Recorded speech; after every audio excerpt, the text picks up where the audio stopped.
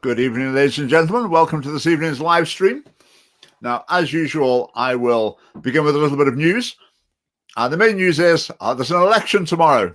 You probably already knew that. We'll be talking about various aspects of the election campaign this evening. But the Scottish Family Campaign has been reaching its peak. Lots of people helping in various ways around the country, so that's been brilliant. Thanks very much to everyone who's contributed to that and helped in various ways. Quite a few people who've been helping with our campaign, they'd never heard of the party until they heard of us during the election campaign.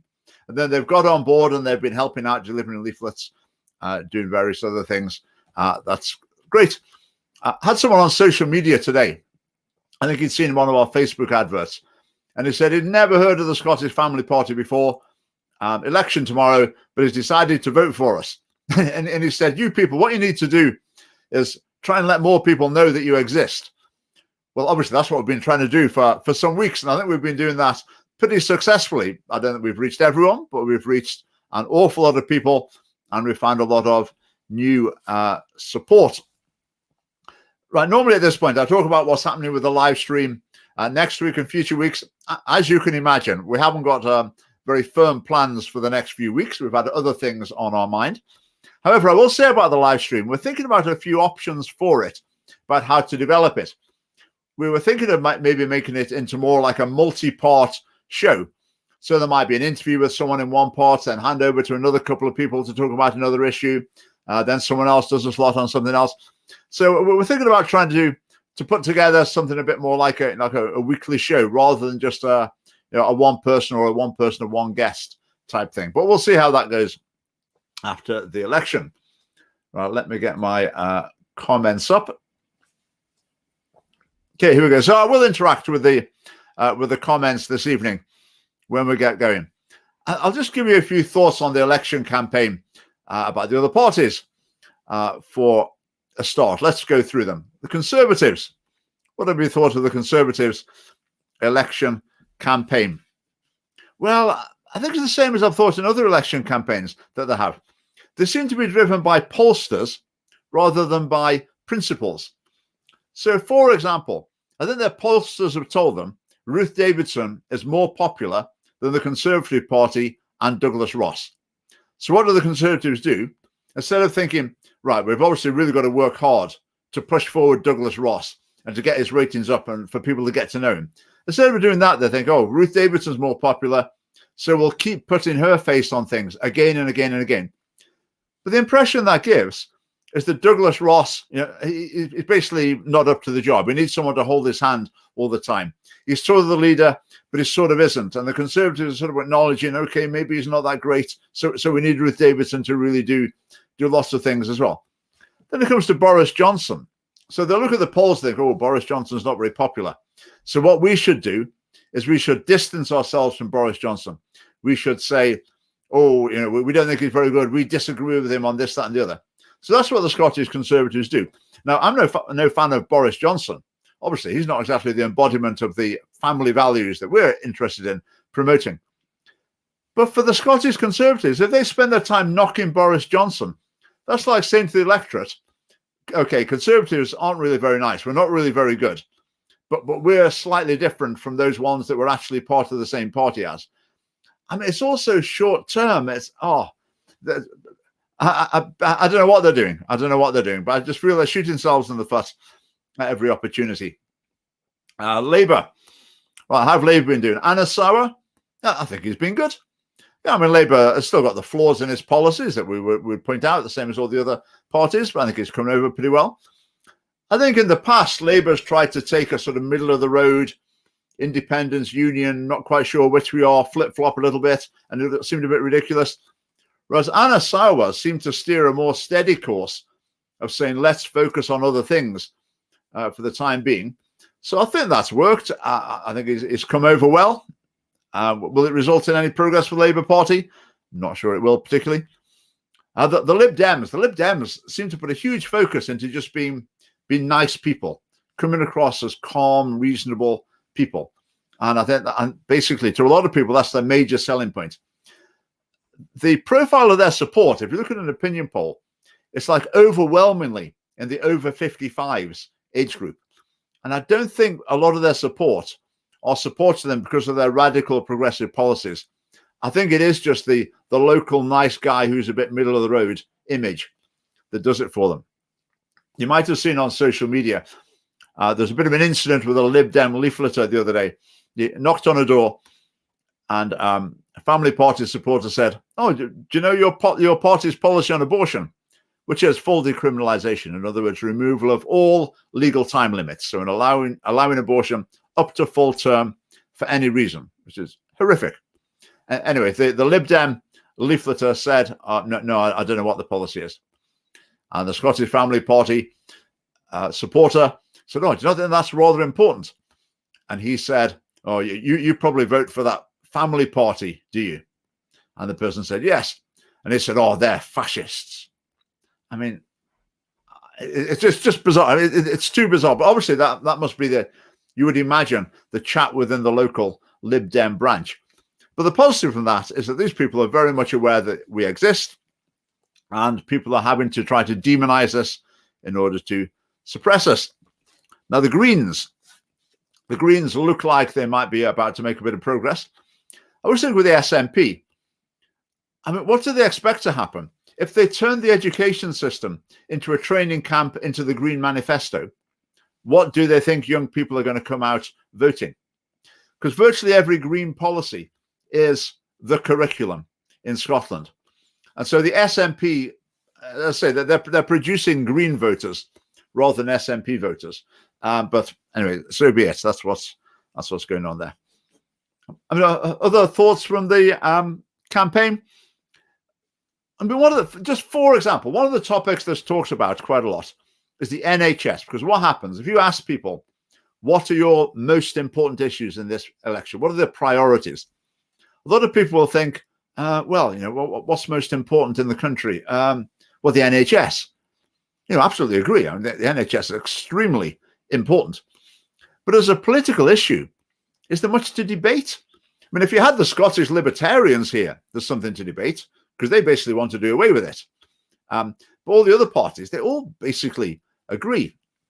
So you get, I think the Lib Dems were saying, we'd make sure 10% of the NHS budget went on mental health.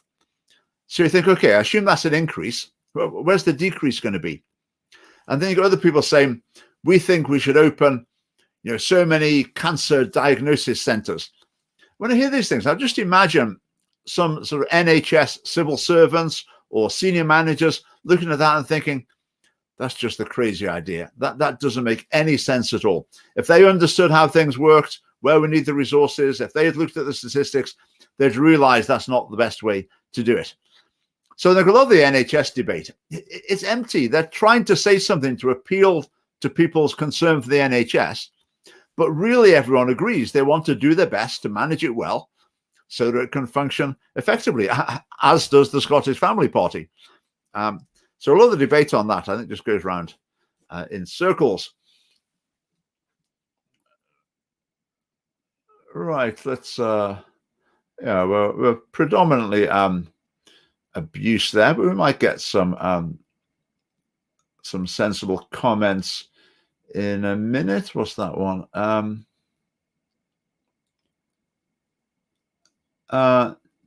No, it's all nonsense at the moment.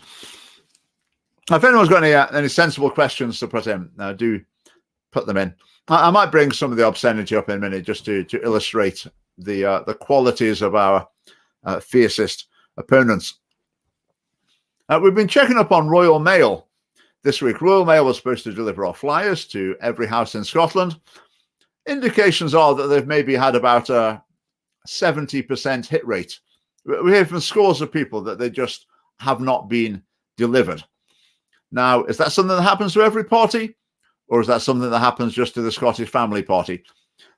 I heard today of someone saying that someone at Royal Mail, someone responsible for delivering these things, had said they thought the flyer was terrible.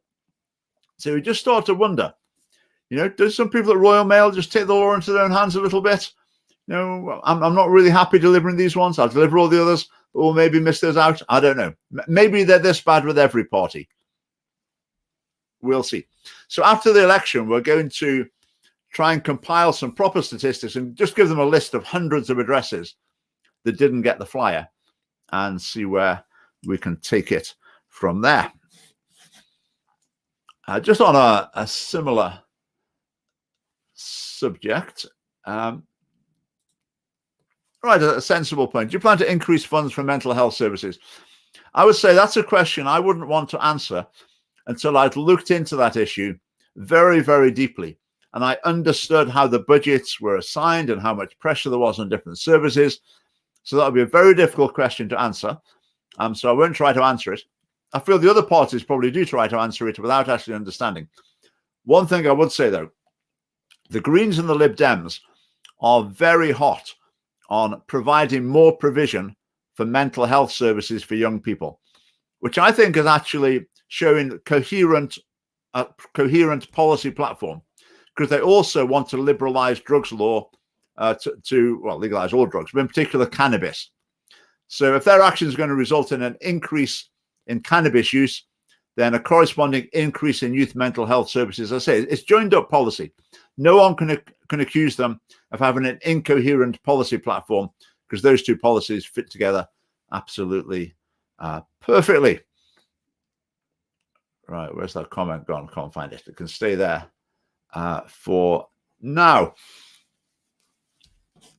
Right, as soon as the live stream is finished this evening, I've got an appointment down at a police station to take along some of the messages. I mean, someone was basically inciting an attack on our offices.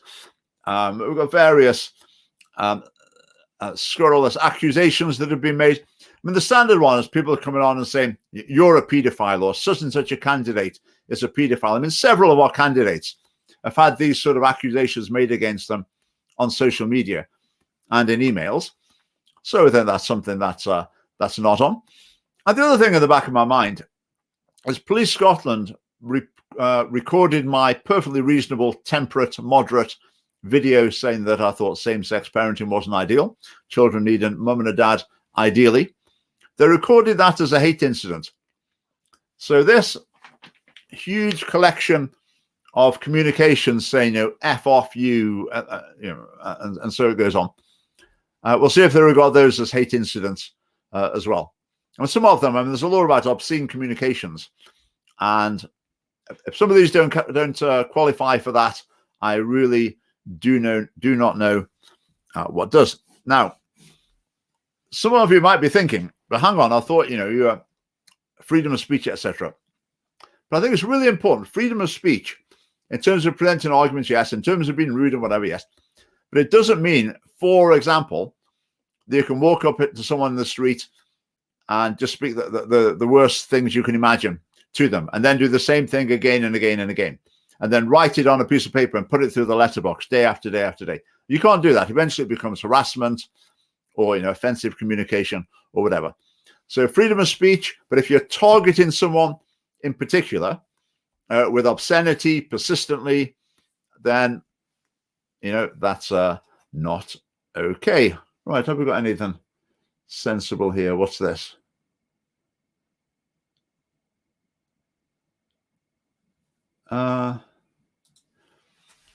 Do you remember when your party falsified reports from students and then proceeded to dox school teachers because they did not fit your agenda?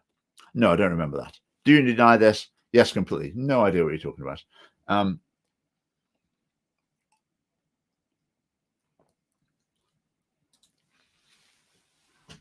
Right, I've seen comments where they demonstrate more about the person than about the Scottish Family Party. It also demonstrates how other parties in the media have brainwashed people in this country. I think there is a lot in that. I think there's a lot of people who are so convinced they're right because they believe the values of the BBC, of the SNP, what they were taught at school, what's presented to them at work. Then they're convinced that that makes them a good person. So they are definitely a good person. Even when they're spewing the most vile and abhorrent abuse, they're still the good person. And they're absolutely certain that that's the case. So, yeah, I know that's very true. Right? Do you have any other sensible comments?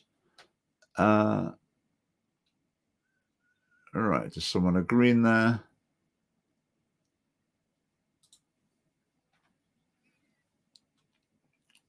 Does your party support liberalising some of the ridiculous politically correct domestic abuse legislation that restricts husbands in disciplining their children, wives, etc.? Right, what a ridiculous. I thought that might have been a sensible question when I first read it, but obviously not.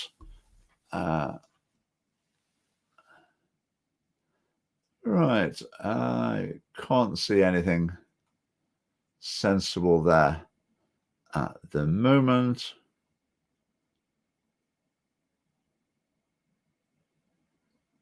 Right, what was that one? Do you support?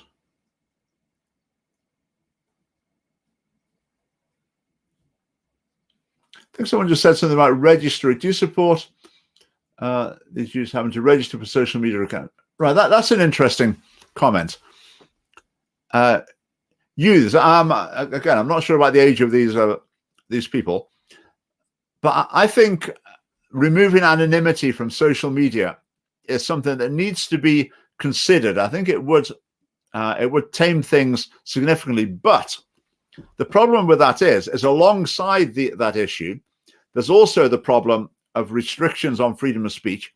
So people are afraid to speak out their view. I mean, I know people who are, the most pleasant ladies and gentlemen you could hope to meet, who are, pursuing professional careers in various occupations, and they hold socially conservative views, and they want to engage in social media discussion, including their views, but they daren't do that under their own name because they fear there would be professional consequences. So really, that problem needs to be solved first. Once that problem's solved, then maybe taking away the option of anonymity on social media could be a possibility.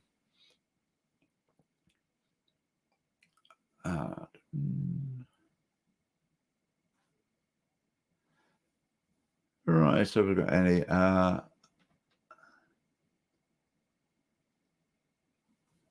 Okay, I will proceed.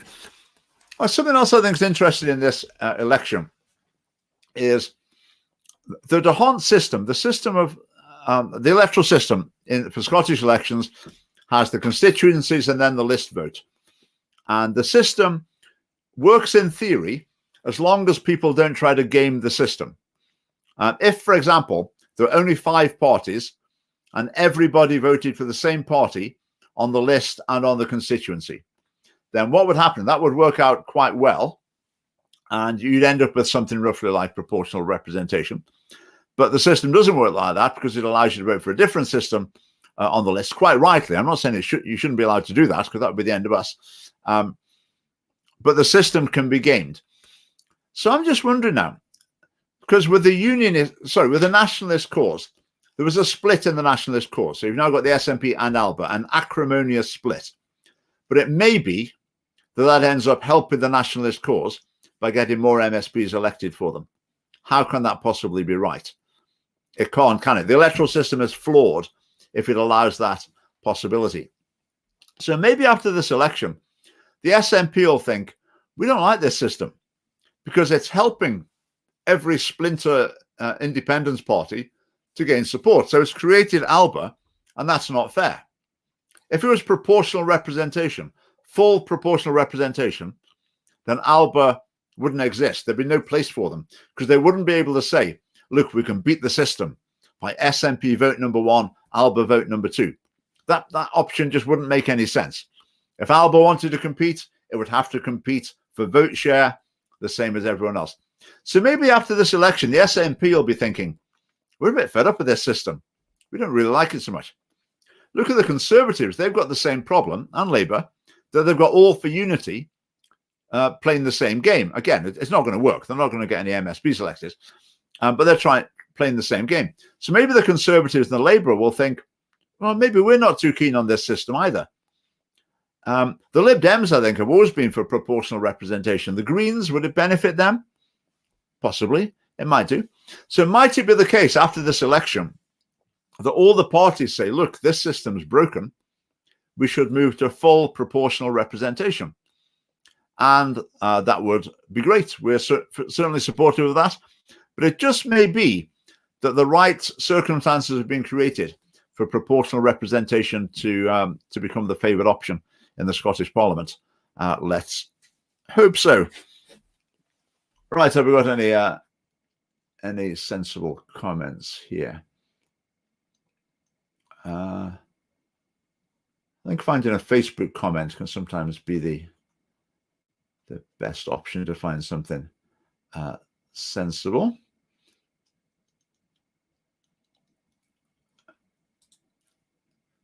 Right, and some people are asking that, or we may as well just talk about that. Transgender ideology, two aspects of it where we have a concern. The first one is that we don't think the message that changing gender is normal, natural, and healthy. So the message to young people is, reflect on yourself and what gender do you feel you are. There's all these options, whichever one you feel you are. Well, that's just great. We're right behind you. We support that. You just declare yourself to do that, and we'll celebrate that and say it's a wonderful thing. Despite the fact that the evidence is that going down these alternative gender pathways tends to result in a lot of problems for that person through their youth and into adult life. So that's one aspect, the confusion of children. The second aspect is to do with more to do with the adult world. Currently, the law is that a person can change sex. And when they have allegedly legally changed sex, it's everyone's job to treat them as though they are their new alleged sex. Now, lots of people just don't believe that. So I feel in a society, forcing people to accept something that they're not true is not a positive path to go down. And there are various other issues relating to that as well. But that's the basic summary of our issue with transgender ideologies. Right, let's see if we've got anything else.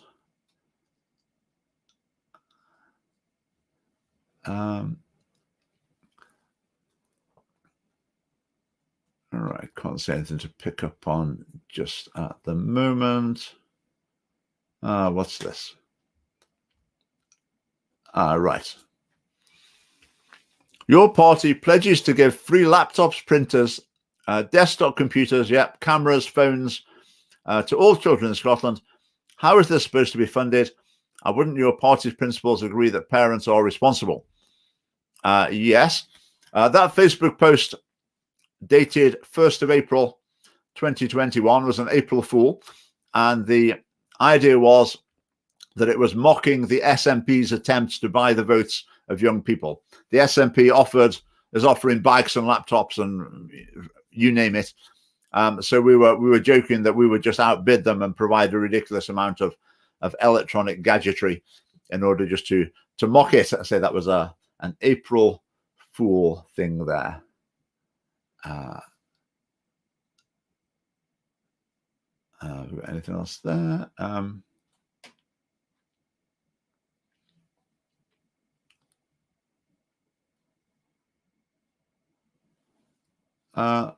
Right, let's find that one. Where are we? How about that one? Hi, Richard. Could I ask you a question, please? You don't believe that people should be homosexual or transsexual, but what if someone said that you couldn't be a Christian? Right, I'm not sure what that means. You say you don't believe that people should be homosexual, then so that being a Christian. What I would say to that one is that you've come to the wrong shop. So the Scottish Family Party is a political party. So if you're looking for theological guidance on these matters, then as I say, you'll need to maybe try a local church or another online source.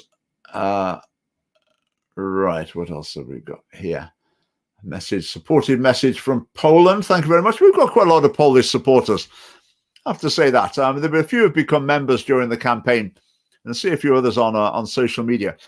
On the subject of becoming members, do join the Scottish Family Party. We've had a great couple of months for new members, but we really value and we need the support of members. So we do go and sign up now at our website if you want to become a member. Minimum a meager £4 a month. We would really appreciate you signing up as a member. So you can even go and do that now while you're watching.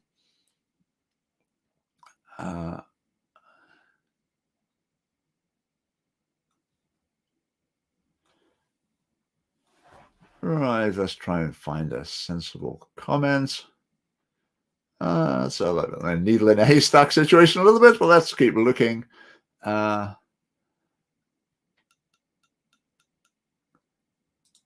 Right, now that's an interesting one. Right, I don't know how serious that's meant. Why are communists pro-pedophilia? Right, I don't think they are. There's nothing about communism that points in that direction. But what will I say here? Because the first thing I'll say, I do think there are some people who sort of believe that the world's run by a group of pedophiles and whatever. I mean, I don't buy that at all. I mean, on the other hand, I do think there are moves in society towards legalization and acceptance of pedophilia.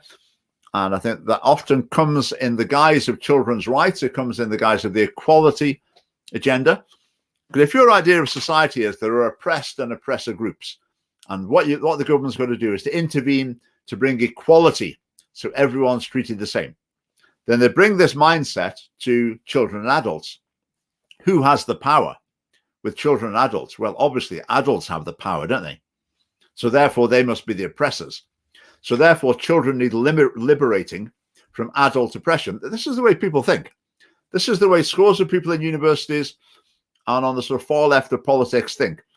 And it's basically what influences the SNP and the whole Scottish Parliament. They don't realise it. They don't understand it.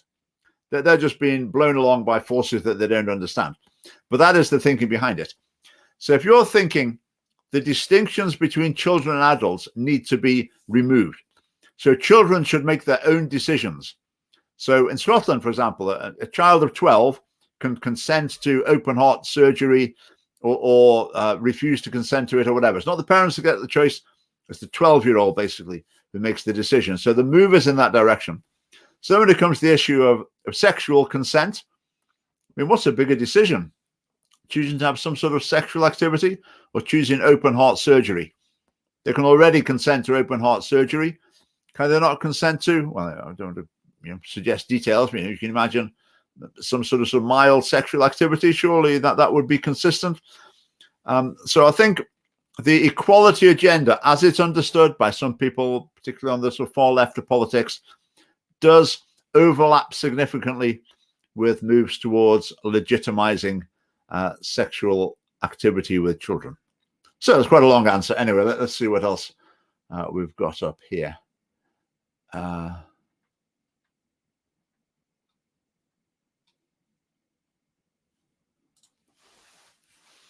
What's your opinion on George Galloway and the All for Unity Party? Should I vote for them instead of my list vote? Well, first of all, my opinion of All for Unity was originally called Alliance for Unity. And my question was, who's it an alliance with? It's not an alliance. It's a party competing with the other unionist parties.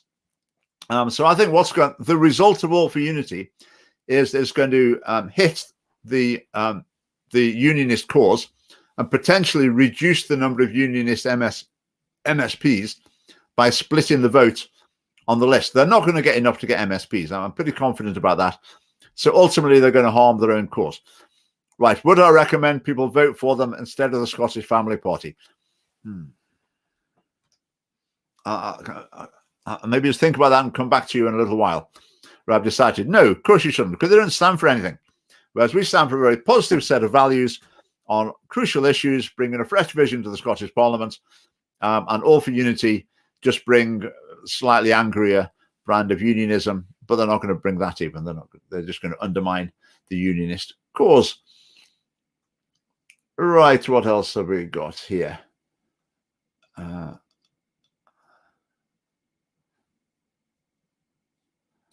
Here's an interesting one.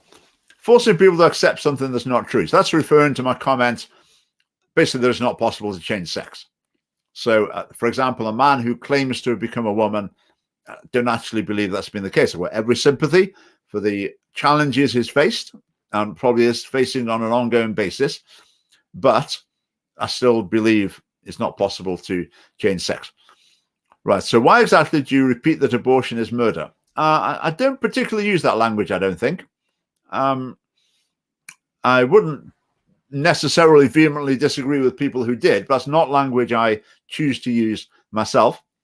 The main reason is the definition of murder is illegal killing, whereas abortion in this country is not illegal killing. It's legalized killing. Anyway, but your point is clearly a majority of Scots, majority of society don't feel this way. Right, what's right and wrong? What's murder what's right or wrong is not determined by the way the majority of people feel. For example, you could have a society where the majority of people think slavery is a great ideal. It's a great idea. It's the foundation for a happy and prosperous society. Therefore, it should stay like that. That might be the majority view, but in that case, the majority are wrong. And the minority who are saying, no, you can't do this, it's not on, that minority is right. So if you try and base morality on majority, it just collapses into relativism, and there's nowhere to stand criticizing other people's ideas. Right, assisted suicide. That's a very interesting issue in this election campaign. I mean, you've heard about it in the debates, haven't you? You've read about it in the media. No. This is what happens in Scottish elections. During the campaign, they talk about all the bland stuff that they don't really disagree about, and that's what the election campaign's full of. Then they get voted in. I'm not just talking about the SNP, I'm talking about the other parties as well. Then once they're voted in, they start doing all sorts of crazy things that were not talked about in the election campaign. And one of those this time is assisted suicide. So, for example, which parties are in favour of assisted suicide? Do you know? In Scotland, you could probably watch television for a month of Sundays and you wouldn't know, because it would never come up. Well, it's Green Party policy and it's Lib Dem party policy. So, as we said in our meme, vote Lib Dem, vote death. Vote Green, vote death. Vote death on both fronts, decriminalisation of abortion and assisted suicide. The SNP have said that they will create a people's assembly to discuss assisted suicide. Now, I think opinion polls, it depends how you ask the question, but sometimes opinion polls show a majority in favour of assisted suicide. So the SNP is basically saying, we're going to get a random sample of people together. We're hoping they're going to say, yes, let's have assisted suicide. Then we'll use that as an excuse to bring forward a bill, and we'll introduce it. And then it'll seem like it wasn't the SNP's idea. It was just grassroots pressure that did it. So every candidate for the SNP is knowingly supporting assisted suicide. Because the SNP, it's obvious that's what they're going to do. Everyone who votes for the SNP should know that they're voting for a party that's basically saying, we're going to go ahead and introduce assisted suicide.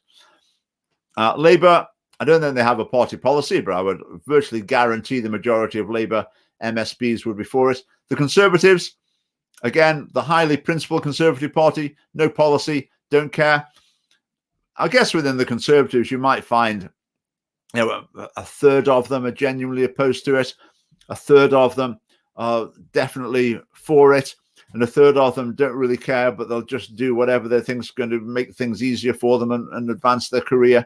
So that's the situation. We think it's a crucial moral issue. So if you want to oppose assisted suicide with your vote, you need to vote for the Scottish Family Party. Simple as that. Why do we oppose it? We didn't really go on this big in the election campaign because there's a lot of argument to put forward, and a lot of people are not familiar with the arguments. I'll put forward a couple of them. I mean, the first one is just a straightforward issue of morality, that it is a very serious moral error to think that it's okay to have doctors killing people.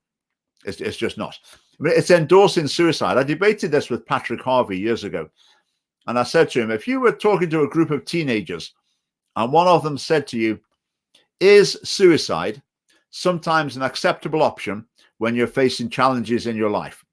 Would you say yes, no, or sometimes? And he would not answer me. His honest answer should have been sometimes, because he was there arguing in favor of assisted suicide. But if you allow assisted suicide for the terminally ill, you'll then get someone who's terminally ill, but they're not capable of drinking the poison. So they'll say, this is not fair. I can't commit suicide with this help. Someone needs to do it for me.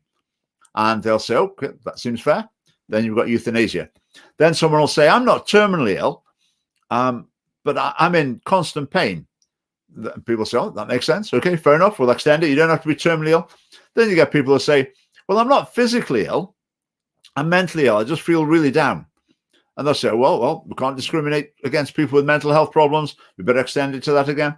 then they'll say, oh, this is not fair. We're at equality. I mean, why are you excluding children? Shouldn't children have the same right as adults? And they'll say, yes. This is what's happened in this regard, appropriately named Low Countries, Canada, States in America, that it goes down this logical progression. I'm not just saying it's a slippery slope. This is what will probably happen. Just the logic inevitably leads to these conclusions. I mean, in the Netherlands, apparently, some people carry cards so that if they're taken into hospital, this card says, I want to live.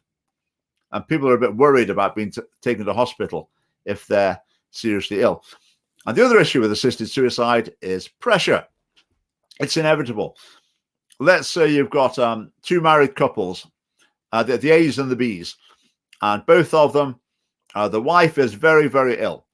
And in family A, Mrs. Wife says, I'm really ill. This is going to drag on for years.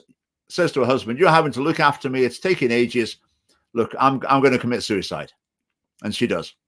Okay. And then the house next door, the B's, Mrs. B, in exactly the same situation, she looks at what happened next door. She thinks, oh, maybe I should. Mr. A, he's out on the golf course every day. Mr. B is having to care for me. Mr. B is probably really resenting this. He's probably thinking, oh, why doesn't she do it as well? Why doesn't she commit suicide? Then eventually, maybe she will. The other thing, at the end of life, there are often very large sums of money involved, and people can be quite ruthless, and their motives can be quite distorted when there are 6- and 7-figure inheritances in the offing, and the way they respond and advise elderly relatives could be influenced by that. Even if it's not, people who are very ill, very elderly, will start feeling a duty to die. It's really not fair for me to keep living. Because people already say that. Some people already talk about a duty to die. And that's a very dangerous precedent in a society. So that's our stance on assisted suicide. All right, I've got some more sensible questions. Sensible question. Not sure about the picture there. But anyway, could you explain why you dislike children being taught sex education? Right, I don't. I've taught sex education myself.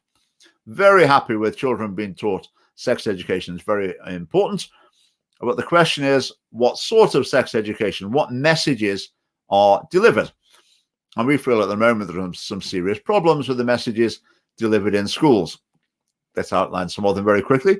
From nursery, the message is any combination of adults, a single person, two people of the same sex, different sex, 3 people, 4 people, anything, can be a family and have children. And that they're all special and wonderful. So it's relativizing natural family. That's not a positive message. Right from the beginning of primary school, 5 to 8-year-olds, they're presented with LGBT campaigning messages. Love is love. This is what it means to be bisexual, etc. That's just age inappropriate. Very definitely. Upper primary school, they're showing graphic pictures of genitalia, basically taught how to have sex with quite detailed descriptions of how to have sex. Completely unnecessary and inappropriate. Moving into high school, they teach about sexual practices that, frankly, I would rather have never heard of in my whole life than about them through the sex education resources. They promote pornography. They basically promote sexual promiscuity as well. They teach children that young people, they have a right to illegal underage sex. A right to illegal underage sex. I mean, how can that possibly make any sense to anyone? But it does. But the promoting pornography is one we often talk about, a resource that says have fun with pornography because pornography is great, and recommends different genres of pornography to explore. There's another video that makes light of bondage and basically sort of not quite recommends, but certainly presents it in a light-hearted way of hey, this is something you might want to try. Whereas I would disagree. I think that's a perverted, distorted form of sexuality that's not going to lead to a mutually satisfying, committed relationship. It's distorting sexuality in a different direction. So they're the things we object to, where sex education itself could be very positive. Factual information. Teach, for example, that the more sexual partners you have, the less likely you are to enjoy a stable relationship in the future. Teach the facts about marriage. Couples that marry are much more likely to stay together and be happier, wealthier, and everything else you can measure virtually in the future. The children are likely to do better as well. So there's a whole lot of positive things to teach under the banner of sex education. Right. Please don't get political.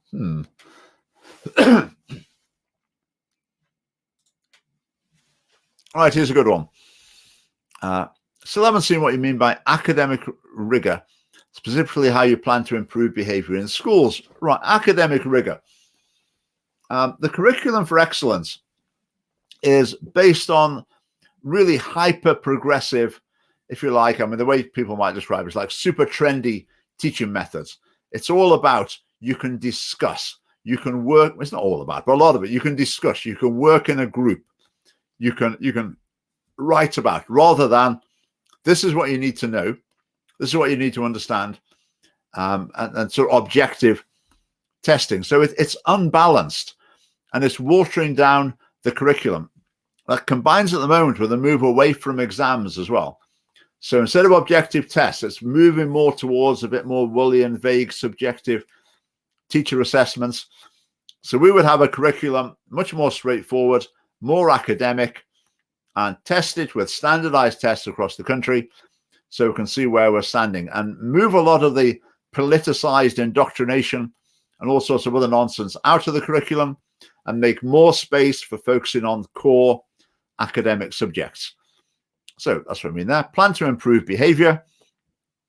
One aspect would be to challenge the SNP's inclusion policy. Again, equality. To the SNP, equality equals good. So the SNP looks at schools and thinks, right, some pupils are so badly behaved, they're impossible in the classroom. So the teachers in the school says, we just can't cope with this. It's mayhem. Can they go to some sort of different institution? Is there some sort of special school they could go to? And the SNP says, well, we really don't want that to happen. We want to absolutely minimize the number of pupils that have to go to some sort of different education, because we want equality. And they've got a right to be educated with all the others. And so they keep pupils in schools who are uncontrollable, unteachable, and just causing mayhem, destroying the education of other pupils on an industrial scale. But equality equals good. So that's what you have to do. So we would change that policy. I mean, I've spoken to more than one teacher who's told stories in primary school about a pupil, and normally it would be a boy, going berserk, throwing chairs around the classroom, like scooping all the books off the bookshelves, throwing them around, and then the class is evacuated from the classroom. So the boy who's going berserk, he's left there. The class is evacuated to a safe area, and then the boy's basically left to his heart's content to vandalize the classroom until he gets bored of it.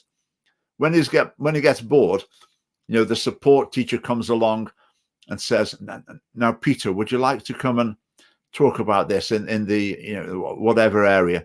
So the boy will go off to some other area, play video games for the rest of the day, have a chat with some sort of nicey, hyper gentle guidance teacher, and then that teacher will think, "Oh, I did a good job. I diffused the situation."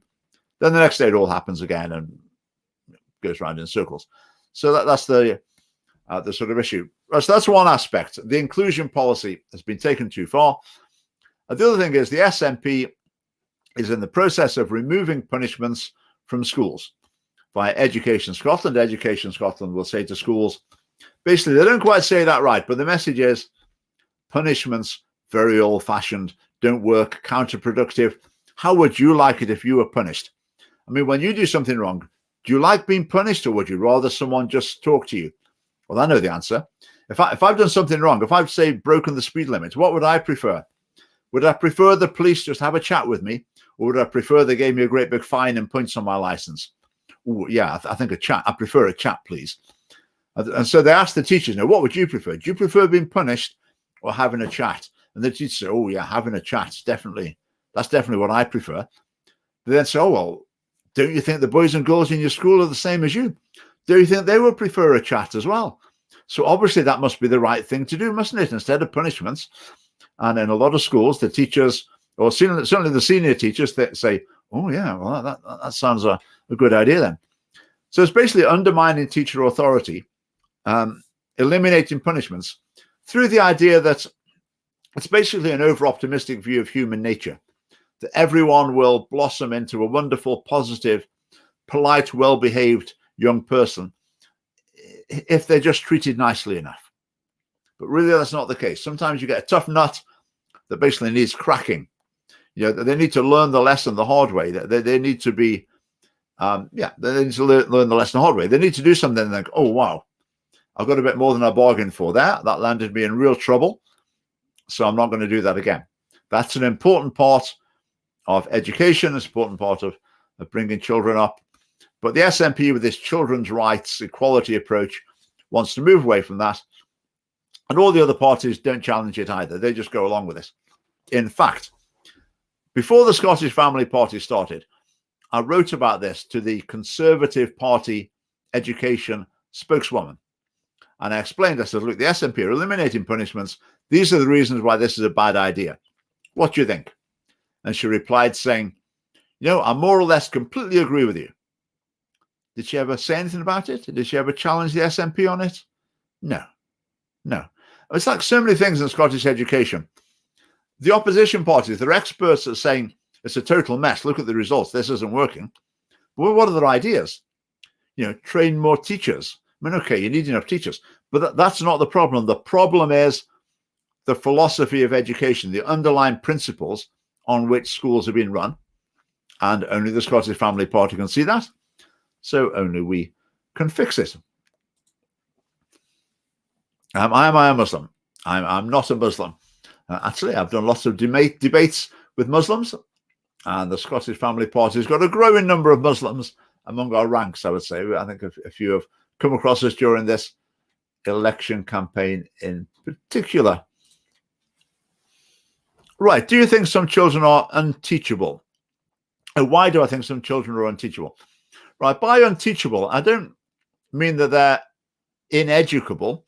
I mean that within a classroom setting, they're uncontrollable, so that they can't be induced to take part in the lesson in a constructive manner, and they can't be restrained from destroying the learning environment, like my teacher jargon, for everyone else. That's what I mean by unteachable. You need to access, I think there are external factors should be addressed first. There are external factors, but addressed first. That's a bit of a problem, isn't it? If you're trying to teach a class and every day there's some boy just causing mayhem and you can't teach the class, it doesn't matter what the cause is, that can't go on. You can't sacrifice the education of the rest of the class for one boy, no matter what the background situation might be.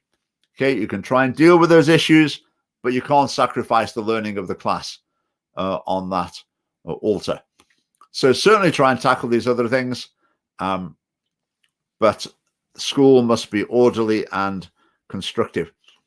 I'll just mention something else on this. We put out a meme this week saying, raise attainment in schools, promote marriage. Now, I actually put it on. I didn't put any explanation with it. Maybe I should have done, but anyway, it was interesting how people misinterpreted it. I obviously meant if more people got married, there'd be more relationship stability in society. There'd be more children being brought up by their mum and dad.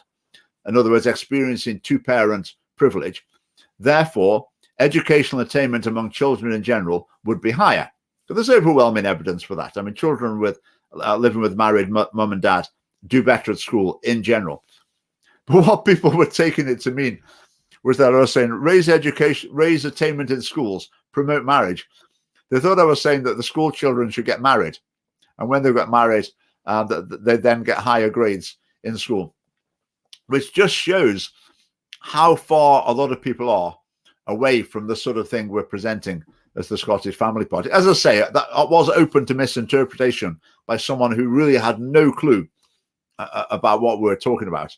But it was an eye-opener in any case.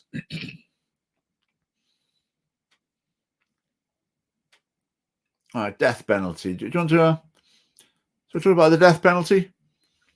What's your opinion on suspicious persons? Suspicious? Well, that sounds a bit odd. I don't think anyone suggests the death penalty or any other on the basis of someone being suspicious, found guilty of being a bit suspicious. The Scottish Family Party has no policy on the death penalty, by which I mean we've got no intention to raise it in debate or push for it or anything else. I could tell you my personal views some other time, but that might take quite a while. Let's see. I was in high school not too long ago. We were hardly given any sex education, none of what you'd mentioned. Okay, look at you. Can you please point to the curriculum which says these things? Be specific, please. Right, go to the rshp.scot website. It's all there. Or better still, go to the Scottish Family Party YouTube channel, look at the playlist about sex education in Scotland, and it will be laid before you. Now, unfortunately, on this issue, it takes a bit of effort from people to investigate it and to understand what it's all about. Sometimes people are not willing to make that effort, but they still say, we don't believe you. I mean, what can you do about that? I don't know. But it does take a bit of effort and a bit of time to look into it yourself and see what's going on. So say Family Party YouTube channel, have a look at the sex education playlist. Voter fraud. That's an interesting question. Obviously, if the Scottish Family Party doesn't win, then we'll have to consider this very, very seriously as a possible explanation. He said, joking completely. I'm very confident in the Scottish electoral system.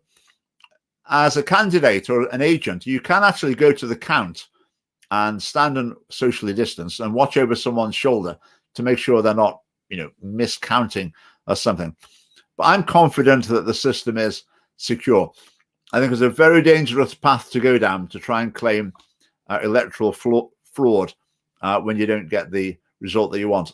I mean, the pattern is accusations of electoral fraud are made by losers. In America, recently, in recent presidential elections, every time the losing side has had claims of fraud there, every time. I know last time those particularly hit the news more, but it's been routine that the losing side makes these allegations. So unless I had very firm evidence that was the case, then I would not make such a suggestion.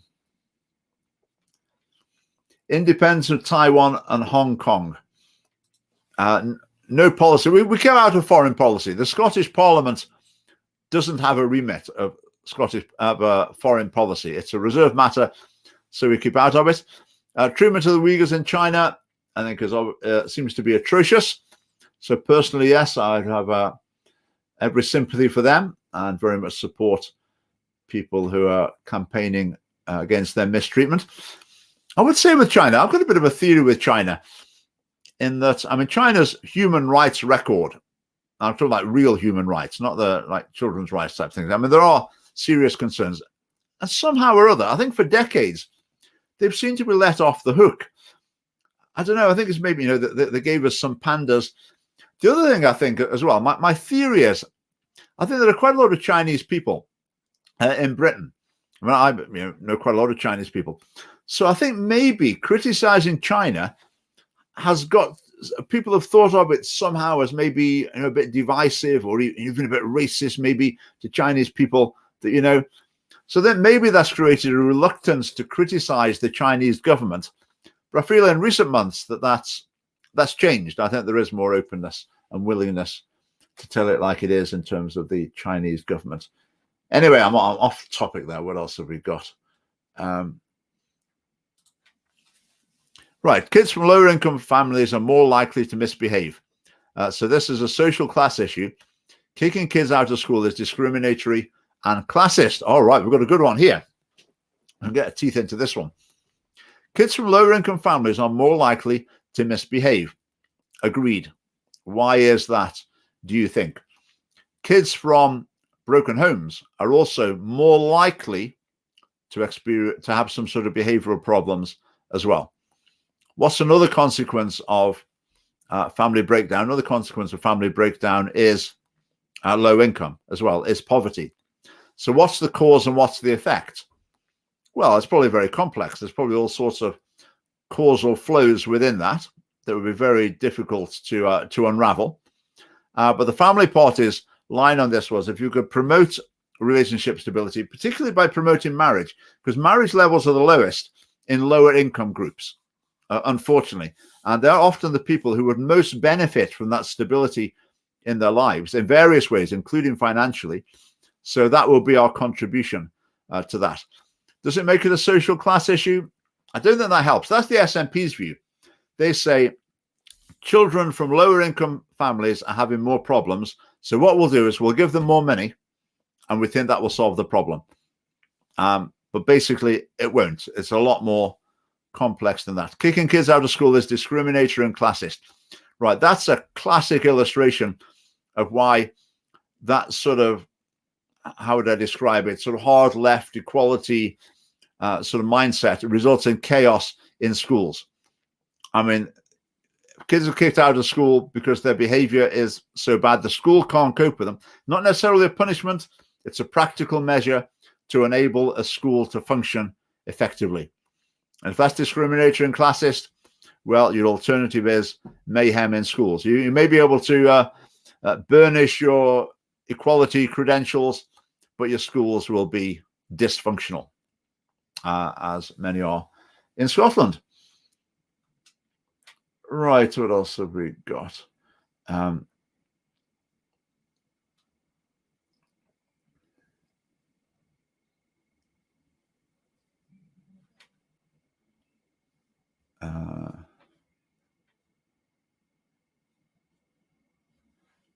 Right, let me just get this one. Your party wants to repeal the legislation to criminalize parents smacking children. Correct. Wouldn't your party be against this? This would keep children and families safe and caring, and may also promote parents to take more responsibility for their children. There are better ways to properly discipline children. Well, okay, I would say if someone thinks there are better ways to properly discipline children, then that's entirely up to parents to decide. But the idea that families would be more caring if the kids are not given a smack here and there. So implication, parents who give their kids a smack are in some way uncaring, which I think is completely wrong. Again, there's the idea that there's one side, which are the good people, the nice people who want to promote people's best interests. Then on the other hand are the nasty bad people who are intent on harming people. Now, anyone who sees this issue along those lines, that sort of dichotomy, is way off the mark. What we're dealing with here is different parents, different families having a different view of how best to bring up their children. So a parent who might decide that smacking a young child might be the most effective way to teach them a lesson. They might find reasoning hasn't worked. Maybe they're out of control. They think there's that short shock.